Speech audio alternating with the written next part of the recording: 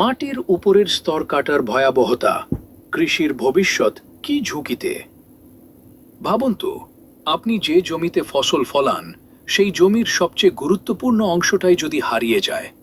মাটির উপরের মাত্র 5 থেকে 10 ইঞ্চি স্তর, যাকে আমরা টপ সোয়েল বলি, এই অংশই পুরো কৃষির প্রাণ। মাটির উপরের স্তর কাটার ফলে কৃষিতে যে ভয়াবহ প্রভাব পড়ে তা অনেকেই বুঝতেই পারেন না।